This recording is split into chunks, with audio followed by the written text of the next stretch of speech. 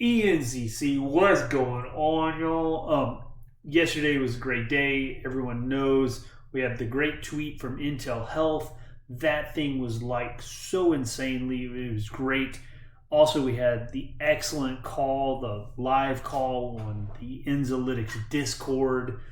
Really proud of the people I got to participate with on that. Loved getting to say hi to some of the members. Great stuff. Great stuff's happening. But let's look at the price action for the day and look at what we might be looking at in the days ahead. Because I know once we saw that big old fat green candle, there was some disappointment when price went down. And I'll tell you what, the bashers came out in force. I was personally attacked by two different people. Obviously, they did not like the gains we showed yesterday, and there was a whole lot of frustration. And I think there was some, I don't know, just some beef. Some beef was out there, right? So let's look at what we're doing here. Now, I'm going to do a couple things here. One, this is the intraday. Enzolytics does a thing where in the morning it'll drop, and then in the afternoon it basically slowly works its way up. So I say this with a grain of salt, but I want to drop in my resistance. Always a good idea. And then, I don't have a flat line here, right? You see that it's moving up pretty nicely. And so at that point, what we could do is we could make a trend line instead and see if we can connect those. Now, I'm not saying this is going to play out because tomorrow's volume will be a big deal in the open, but that could be an ascending triangle. And the reason why I'm interested in it right here is because that Bollinger squeezing again, right? So whenever we get into that Bollinger squeeze, we know we're looking for some sort of a break. And the fact that this is hitting a solid resistance right there, meanwhile price, the support is moving up, even though it's the intraday, that is bullish, and that makes me feel quite good.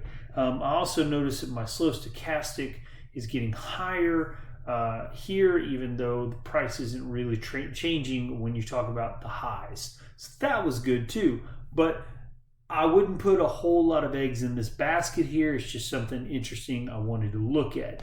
Now let's jump out to the 5-day, right? This is what we just drew, our little ascending triangle. One thing I'm happy to see is that we aren't down here, right? We didn't go back down to support. Instead, we went up and we did come back down, but we've got something here moving up. It'll be interesting to see if we move up tomorrow. That's going to be really key.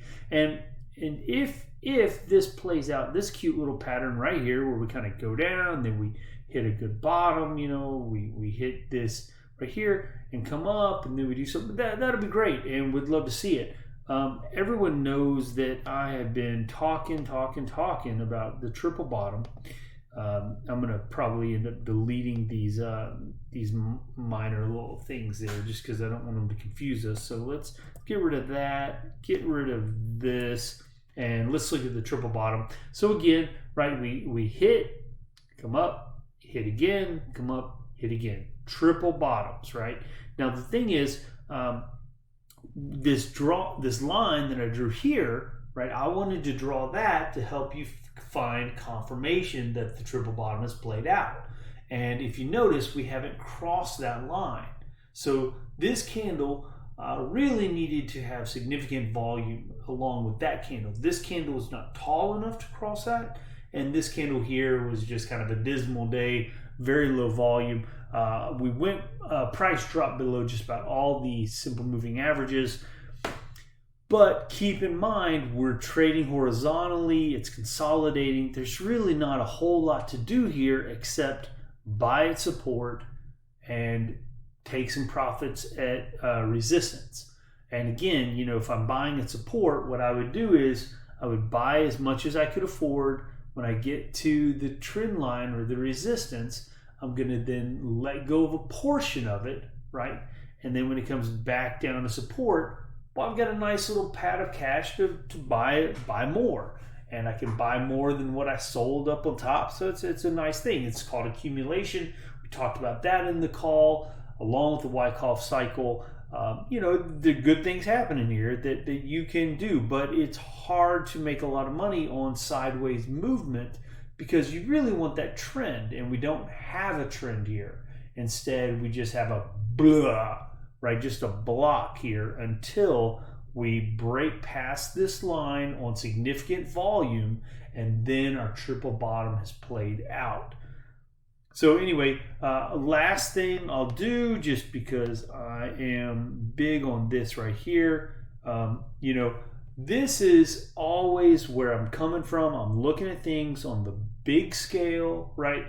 The slow stochastic at 21.14.14, and I'm loving how my slow stochastic is curving up out of oversold and going to cross that orange line right there and move into ideally a big bullish move like that, because we certainly had our big bearish move. Everyone knows that, and we have done our little consolidation dance. And I believe one reason why consolidation happens, it gives time for all those indicators to catch up. Indicators like this big bad boy right there, my slow stochastic. So anyway, this video came out late today. My bad. I'm on vacation and enjoying things other than just Enzolytics. So it's out late. My bad. Hey, y'all, have a good one. And let's see what Wednesday brings, okay? Cheers, y'all.